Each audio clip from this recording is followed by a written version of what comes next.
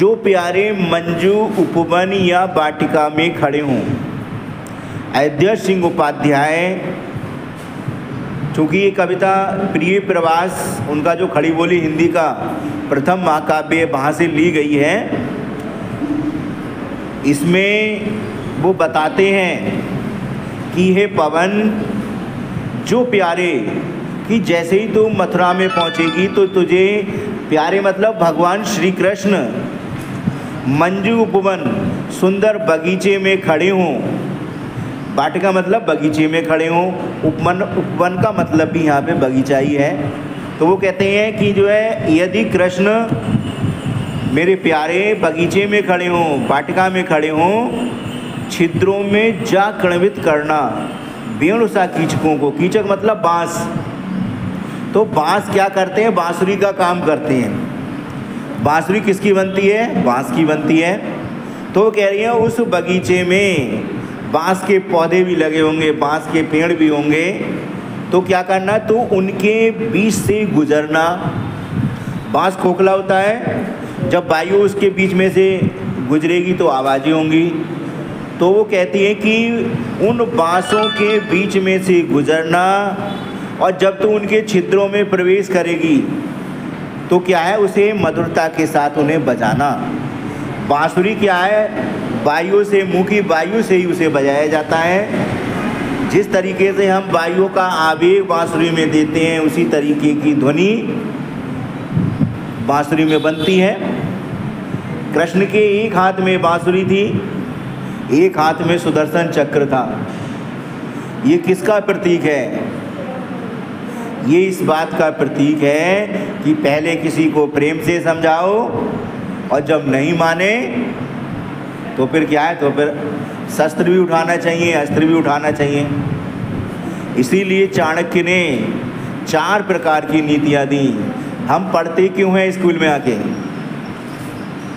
इसलिए पढ़ते हैं आकर कि हमें जो हमारे महापुरुष हुए, चाहे पाश्चात्य देश के हों चाहे भारत के हों, उनके बारे में जानें। उन्होंने क्या कहा, क्या नहीं कहा, समाज के लिए क्या किया, क्या नहीं किया, सबके बारे में जानें। इसीलिए शिक्षण कार्य का महत्व होता है। वरना तो देखा होगा यूट्यूब है, पढ़ाने वाले बहुत सारे कोचिंग सेंटर हैं, वो अपने उस हिसाब से करते हैं, लेकिन विधिवत कक्षाओं के शिक्षण का अपना एक अलग ही महत्व होता है। तो वो क्या कहती हैं? राधा कहती हैं कि हे वायु, तू जाना और वहाँ उन बाँस के पेड़ों के बीच में से गुजरना, और जो उसमें छिद्र उनमें प्रवेश करना और उन्हें मधुरता के साथ बजाना। यूँ होएगी सुरति उनको सर्व गोपांगिना की। जब उन बाँसों में से आवाज़ आएगी मधुर, तो उन्हें कृष्ण के लिए ये याद हो आएगा कि वहाँ मैं नंदगांव में बांसुरी बजाता था तो गोपिकाएं इकट्ठी हो जाती थी। उन्हें हमारी सुरती आ जाएगी, हमारी याद आ जाएगी। जो है बंसी श्रवण रुचि से दीर्घ उत्कंठा होती, क्योंकि उन्हें ये याद आएगा, बड़े मनोयोग के साथ याद आएगा कि जो है इसी तरीके से मैं वहाँ बड़ी रुचिता के साथ बांसुरी बजाता था और गोपिकाएं वहाँ पर आ जाती थी, उत्कंठा के साथ आती थी। लाके फूले कमल दल को श्याम के सामने। और फिर इसके बाद क्या करना? बगीचे में बहुत सारे कमल दल खड़े होंगे, कमल के पौधे होंगे, तो उस कमल समूह को लाके मोहन के सामने लाके डाल देना उनके सामने। कोई भी इंसान अपनी बात को समझाना चाहेगा तो विभिन्न प्रकार के उदाहरण देगा। यहाँ पर भी राधा पवन को समझा रही है कि तू उनके सामने कमल दल के लाना, उसके फूल को लाके उनके सामने डाल देना। थोड़ा थोड़ा विपुल जल में व्यग्र हो डुबाना। और उस वाटिका में सरोवर भी होगा, तालाब भी होगा। आजकल सरोवर और तालाब की जगह पर स्विमिंग पूल बनते हैं बगीचों में, पहले सरोवर बोलते थे उन्हें। तो वो क्या कहते हैं, उस सरोवर में जो कमल दल तू लेके आए उसे क्या करना, उस जल में, उस पानी में, सरोवर के पानी में उसे डुबोना और निकालना। यूं देना हे भगनी जतला एक अम्भोज नेत्रा। वो कहती है हे बहन, हे पवन, भगनी कहते हैं बहन के लिए, हे पवन बहन तू क्या करे, उनको ये जतला देना, उनको ये समझा देना कि इसी तरीके से ये कमल नेत्रा है, एक गोपी है, अम्भोज नेत्रा है, जो कमल नेत्रा है, जिसके नेत्र कमल के समान सुंदर हैं, इसी तरीके की उसकी स्थिति हो गई है जैसे इस कमल की है। आँखों को बिरह विदुरा बार में बोरती है कि इसी कमल के समान, इसी कमल फूल के समान अम्भोज नेत्रा क्या करती हैं, बिरह में दुखी होकर आँखों के आंसुओं में अपने उन नेत्रों को डुबोती है। कहने का मतलब है कि राधा दुखी है। जब तू इस तरीके का भाव उपक्रम करेगी तो क्या होगा, वो समझ जाएंगे मेरे बारे में। उनका कहने का मतलब ये है। अगला पैराग्राफ देखिए, सूखी जाती मलिन लतिका जो दरा में पड़ी हो, तो पाँवों के निकट उसको श्याम के ला गिराना, यूं सीधे से प्रकट करना प्रीति से वंचिता हो, मेरा होना अति मलिन और सूखते नित्य जाना, कोई पत्ता नवल तर का पीत जो हो रहा हो, तो प्यारे के दृग युगल के सामने ला उसे ही धीरे धीरे संभल रखना और उन्हें यूं बताना, पीला होना प्रबल दुख से प्रोषिता सा हमारा। गोपी की जो गोपी है वो कहती है आगे, सूखी जाती, राधा कह रही है, एक गोपी के रूप में उसका चित्रण है, सूखी जाती मलिन लतिका जो धरा में पड़ी हो। आगे जब तू उस सरोवर को छोड़कर, उस वाटिका को छोड़ के आगे बढ़ेगी तो क्या होगा, तुझे एक गंदी लता वसुंधरा पर, पृथ्वी पर पड़ी हुई दिखाई दे। सूखी हुई लता तुझे पड़ी हुई दिखाई दे। लता मतलब, लता किसे बोलते हैं, लता का मतलब है पेड़ की टहनी टूटी हुई पड़ी हो। तो वो कहीं रास्ते में जाएगी तो कुछ ना कुछ तो टूटा हुआ पड़ा मिलेगा, तो उस लता को लाना,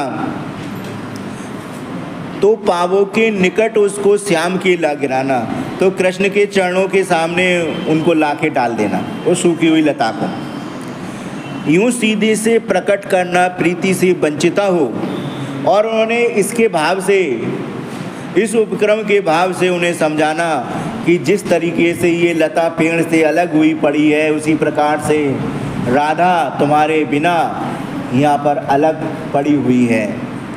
मेरा होना अति मलिन और सूखते नित्य जाना, और ये भी बताना कि जिस तरीके से ये लता मलिन हो गई है, सूख गई है, ऐसे ही राधा भी नित्य सूख रही होगी वहाँ पर। कोई पत्ता नवल तरु का पीत जो हो रहा हो, वो कहती है कि कोई पत्ता, नया पेड़ हो लेकिन वह पीला पड़ रहा हो, कोई पत्ता नवल तरु का पीत जो हो रहा हो, कोई पत्ता नए पेड़ का अगर पीला पड़ रहा हो, तो प्यारे के द्रग युगल के सामने ला उसे ही। तो तू क्या करना, कृष्ण के नेत्रों के सामने उस पीले पत्ते को लाना, धीरे धीरे समर रखना, और उन्हें यूँ बताना, तो धीरे धीरे उस पीले पत्ते को संभाल के रखना, और उन्हें ये समझाने की कोशिश करना, पीला होना प्रबल दुख से प्रोषिता सा हमारा, कि इसी तरीके से जो राधा की शारीरिक स्थिति है वो भी इसी पीले पत्ते के समान हो गई है, लेकिन फिर भी वो अपना संदेश आपको भेज रही है इस पीले पत्ते के माध्यम से। देखिए, जब हम किसी के लिए अपना संदेश भेजते हैं तो विभिन्न प्रकार के प्रतीकों का प्रयोग करते हैं। आधुनिक समय में, उस ज़माने में जब कोई दूत नहीं होता था तो लोग प्राकृतिक चीज़ों के लिए दूत बनाते थे। इसीलिए इस कविता का नाम क्या है, पवन दूतिका। वायु को दूत बनाया गया है और उसको भली प्रकार समझाया गया है कि तुझे मेरी बात के लिए, मेरे दुख दर्द के लिए, मेरी पीड़ा के लिए कृष्ण को किस तरीके से समझाना है। क्योंकि वायु की कोई वैसे तो दिखाई नहीं देती, वायु आवाज़ भी करती है तो किसी के सहारे से आवाज़ करेगी। तो विभिन्न प्रकार के प्राकृतिक छटाओं के माध्यम से ही लोग अपने दुख दर्द को उस समय व्यक्त करते थे, वो इस कविता में बताने की कोशिश की गई है। तो ये, और यही तुम्हारी कविता थी, इसमें लास्ट ये दे रखा था, इसको तैयार कर लेना। एक और अच्छी कविता है, उसको और पढ़ाता हूँ यहाँ पर। कोई प्यारा कुसुम कुमला गे में जो पड़ा हो, तो प्यारे के चरण पर ला डाल उसी को, यूं देना ये पवन बतला फूल सी एक बाला, मिलान हो कमल पग को चूमना चाहती है।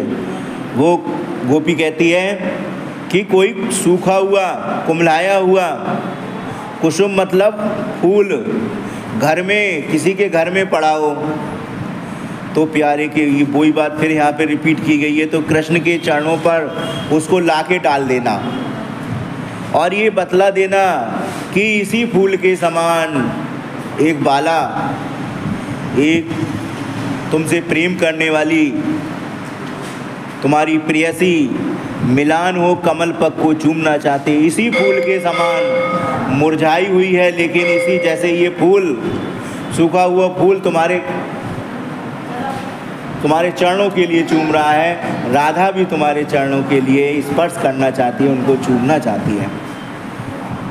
ठीक है, ये आज के लिए इतना ही।